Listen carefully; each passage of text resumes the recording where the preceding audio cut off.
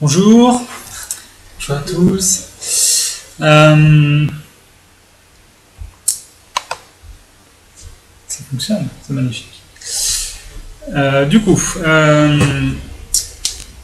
va essayer de parler un peu aujourd'hui dans ce troisième opus des Lao Summer Talks de game dev et de web dev. Donc, en gros, j'ai passé l'année dernière à travers des projets perso. J'ai testé de développer des petits jeux vidéo. Pourquoi donc très original, je suis un développeur et j'aime les jeux vidéo. Attention à ne pas être trop extrême pour ne pas brusquer l'audience.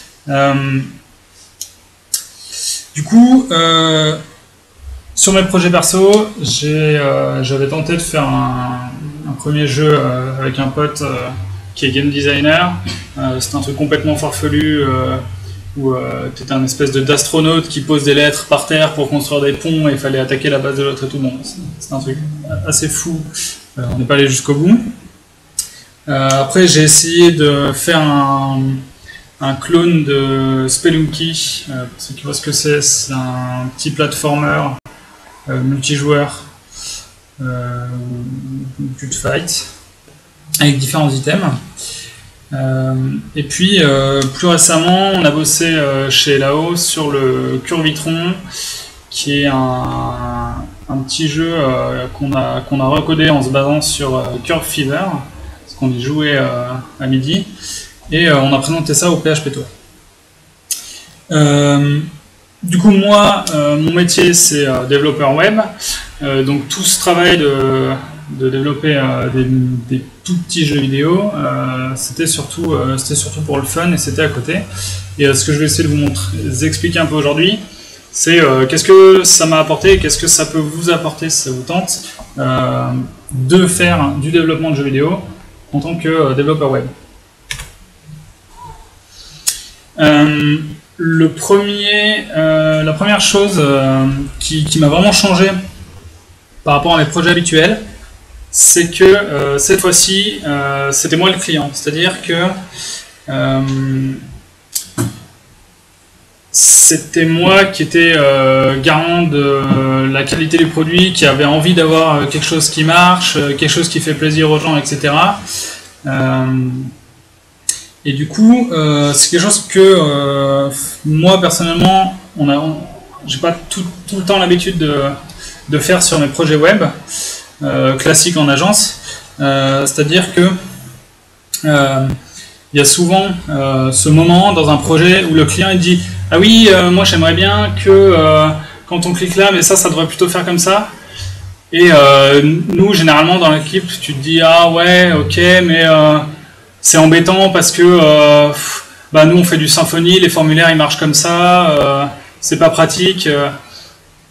Et du coup, là ça m'a permis de me dire, j'avais les deux casquettes à la fois, donc à la fois le client et à la fois le développeur, et du coup la partie développeur je me disais ah ouais mais c'est un peu chiant, c'est pas pratique, ça va pas bien dans ce que j'avais prévu, mais du coup c'était moi le client de l'autre côté et je me disais oui, mais j'ai vraiment besoin, il y a vraiment un intérêt quand je clique là, c'est normal, l'utilisateur s'attend à ce que ça marche comme ça, il faut que ça marche comme ça, quoi.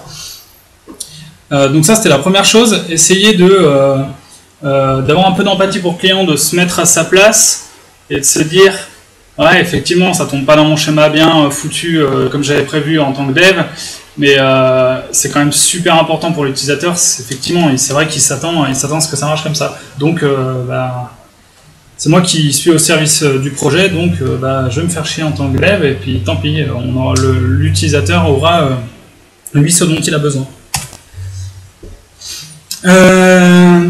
Deuxième chose, alors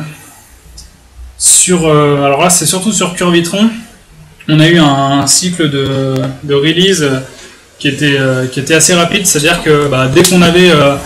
on rajoutait une feature à peu près à l'arrache le soir ou le matin en buvant mon café, je rajoutais quelque chose et puis allez on va vite fait la tester. Et du coup on avait cette espèce de release cycle assez rapide. Des fois, 2 ou 3 fois par jour, on testait des petites modifications du gameplay, etc.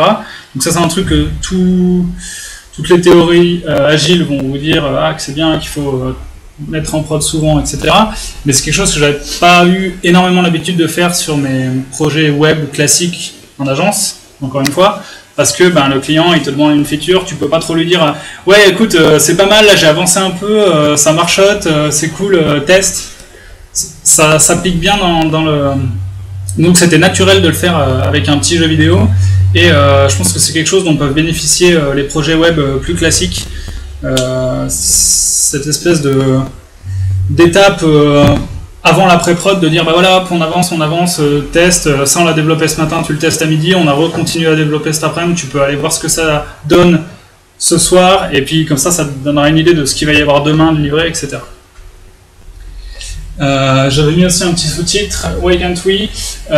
L'énorme intérêt de ça aussi, là dans le cas du jeu vidéo, c'est que ça nous a permis d'avoir énormément de retours d'utilisateurs qui étaient super enthousiastes et qui disaient mais pourquoi je peux pas faire ça, et ce serait trop bien si je faisais ça, et là j'ai envie je comprends pas où est-ce que je change mon pseudo, et j'étais là ouais mais j'ai pas fait encore ça, tu peux changer ton pseudo, et il y a énormément de features super importantes pour le jeu qui sont arrivées comme ça parce que les gens utilisaient le jeu d'une manière détournée et typiquement, pendant un moment donné, il n'y avait pas de chat. Moi, ça ne me serait pas venu à l'idée dans un premier temps de le mettre. Je me disais, ça ne va pas forcément servir.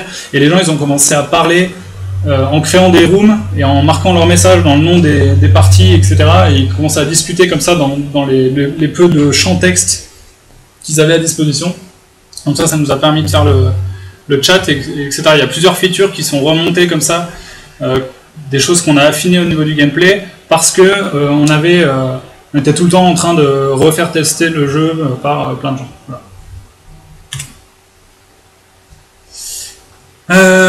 Alors, sur un aspect plus méthodologie de développement, presque design pattern, etc., donc un petit peu plus technique, quelque chose qui m'a beaucoup intéressé dans le développement même de petits jeux, c'est que un jeu, c'est vachement plus exigeant en termes techniquement. C'est-à-dire que quand on est habitué à faire des formulaires qui vont afficher un message en rouge parce que c'est pas bon, alors hop, on renvoie et le message est corrigé, le form est validé, c'est super. Et qu'on passe après à essayer de se dire bon, il faut que je détecte des collisions, des joueurs qui se baladent en temps réel, etc. Ouais, c'est un petit peu différent. Donc pourquoi c'est intéressant ça? Parce que ça m'a appris plusieurs choses. Premièrement, tu vois de manière plus évidente comment découper ton projet en composants. Donc tu dis bah voilà, je vais développer le moteur graphique, donc tout ce qui dessine l'affichage du jeu.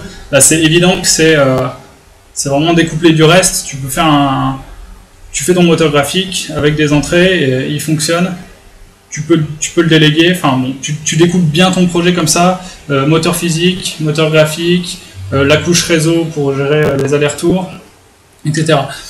Et surtout, tu vas voir typiquement le moteur de collision. C'est quelque chose qui est très très important pour le jeu. Si les collisions marchent mal, les gens ne peuvent pas jouer, ça va les frustrer. Et donc, tu vas identifier les parties de ton projet qui sont vraiment des piliers du projet, qui ont vraiment une très forte valeur ajoutée.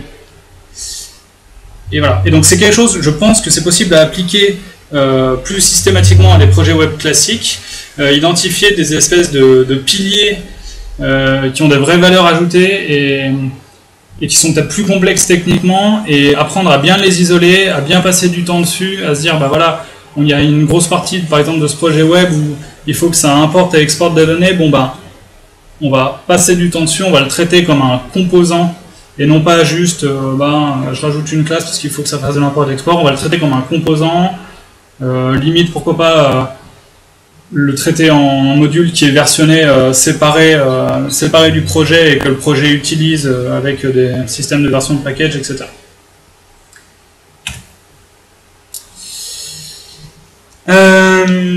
Dernière petite partie, qu'est-ce qui était bien, c'était qu'on s'est beaucoup amusé en fait à faire ça. Le fait de développer quelque chose qu'on va pouvoir tester après les pauses à midi, etc., où toute l'équipe est impliquée, c'est sûr que c'est plus motivant que quand ça fait 4 mois que tu es sur un projet où tu gères des formulaires assez austères. Ce qui est bien là-dedans, c'est que ça nous a permis d'aller assez vite tester des technologies qu'on n'avait pas eu le temps de mettre les mains dedans, qu'on n'aurait pas pu forcément partir dessus sur un projet client. Typiquement, nous, on en a profité pour jouer pas mal avec Angular, pour approfondir le JavaScript en général, les WebSockets, Node.js, le Canva, etc. Et je pense que c'est pas limité. À ça. À mon avis, c'est intéressant d'aller essayer de développer un petit jeu en Python, en n'importe quoi. Enfin, essayer des choses que vous pourriez pas forcément faire en projet client parce que vous êtes dans une boîte qui fait du PHP, du Symfony 2, etc. Vous avez l'occasion de le tester grâce à ça. Typiquement, dans une ancienne boîte, j'avais un collègue qui faisait, je me souviens à midi, qui faisait du C et qui s'amusait à développer un moteur, un petit moteur de vue à la 3e personne d'un RPG. Et en fait, tout ce qu'on voyait, c'était des losanges de couleurs qui se baladaient sur son écran, mais voilà. Donc l'intérêt, c'est que tu t'amuses, ça va assez vite, et du coup tu vas pouvoir donc tester des nouvelles techno. Et surtout pour moi, en fait, sans trop t'en rendre compte, même au niveau de ta boîte, tu vas vachement investir. Tout ce temps, il n'est pas du tout perdu, et surtout, paradoxalement, il s'intègre vachement bien, je trouve, dans ton travail de développeur web pour le futur de ta boîte. Pourquoi ? Parce que je pense que on va avoir de moins en moins à faire d'applications de gestion de contenu et de petits formulaires, et de plus en plus, avec le web qui évolue, on va avoir à faire ton client, une fois qu'il sera formé à Googlebot, ça lui paraîtra naturel de pouvoir ouvrir un tableur et d'être à plusieurs à collaborer dessus en temps réel et de voir ses collègues qu'est-ce qu'ils sont en train de faire, etc. Là, c'est des choses qu'après, il va se dire, je peux développer un outil pour gérer mes plannings ou pour gérer machin. Ouais, je veux le même genre de qualité et de facilité que je retrouve dans ce que j'utilise au quotidien, personnellement. Voilà. Donc, pour moi, ça va permettre de pouvoir, sur des petits projets, sur des trucs fun, ça va te permettre de pouvoir acquérir un peu d'expérience et de jauger ce que tu sais faire sur des choses un peu plus haut niveau et qui vont vers du web, je dirais, qui va un peu plus loin, quoi, du web temps réel, des Canva, etc. Et je sais que moi, après avoir passé là une année en faisant pas mal de projets à côté sur des technos JS, des petits jeux, etc., et il y a déjà 2 projets où on a pu, au sein de ma boîte, où on a pu répondre à une offre sur des choses notamment comme du temps réel, du Canva, du JS, etc. Des choses qu'on n'aurait pas forcément pu se placer là-dessus sans ça. Voilà, je suis allé un petit peu vite, mais j'ai dit à peu près ce que je voulais dire.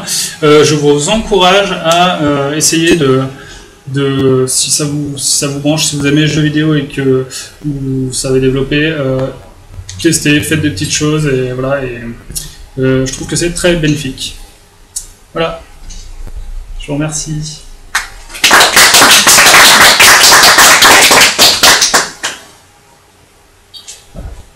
On a quelques questions. T'as des technos autres que du JS pour faire des jeux vraiment. Pour faire des jeux alors, il y a. Je pense qu'il y a pas mal de ce que j'appelle moi les vrais développeurs, c'est-à-dire ceux qui sont allés dans des écoles où on apprend à faire du C, etc. Il y a pas mal de vrais développeurs qui peuvent s'amuser directement avec avec du C. Je ne connais pas trop là-dessus, mais je pense que ça se fait. Je pense que, typiquement, j'avais un... comme je l'ai mentionné, j'avais un pote qui faisait un petit moteur de vue à la troisième personne en C, enfin, je me souviens. L'intérêt du JS, effectivement, c'est que c'est très web, donc je l'ai pris d'une part parce que c'est ce que je connaissais un peu vu que je suis développeur web, donc naturellement je suis allé vers du JS, et du coup après je peux le réinvestir en retour dans mon travail de développeur web. Je pense que développer un petit jeu, ça peut être une très bonne occasion pour s'intéresser à du Ruby et du Python. Alors là, comme ça, je vois pas trop comment tu gérerais l'affichage, mais typiquement, maintenant que j'ai développé des petits moteurs de collision en JS, j'aimerais vraiment voir ce que ça donne de les recoder en Ruby ou en Python pour essayer des nouveaux langages. Ce serait éventuellement, en revenant sur l'approche composant, pourquoi pas, si tu arrives à les faire communiquer, faire tes composants qui ont beaucoup de valeurs, qui sont très techniques, dans des langages un peu trapus, Python, etc., des trucs que tu vas tester avec ce nouveau langage, et puis toute ta couche temps réel, etc., tu la gardes en JS juste pour la communication, ou autre. Voilà. Je pense que... Ouais.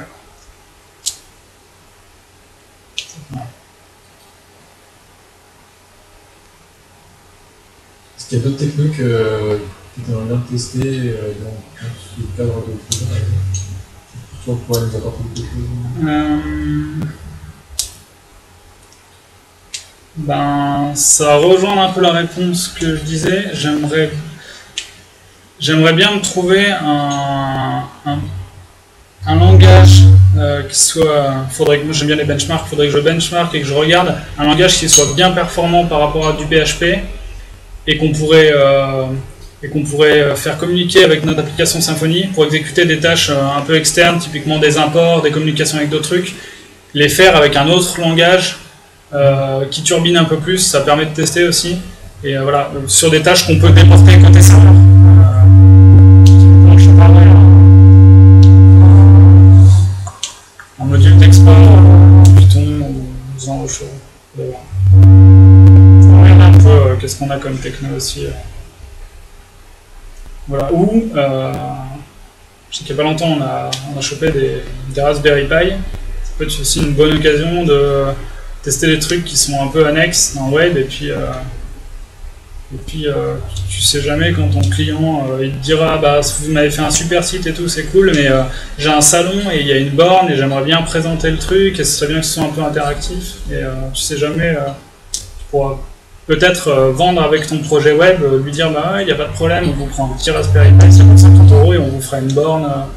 On vous fera une borne interactive pour le salon qui communiquera, qui chopera les tweets, etc. Voilà, ce genre de choses. Genre du web en marque. Ouais. Ça marche. Faut oublier les autres choses. On est bon? Merci à tous ceux qui nous regardent. Et puis à la prochaine.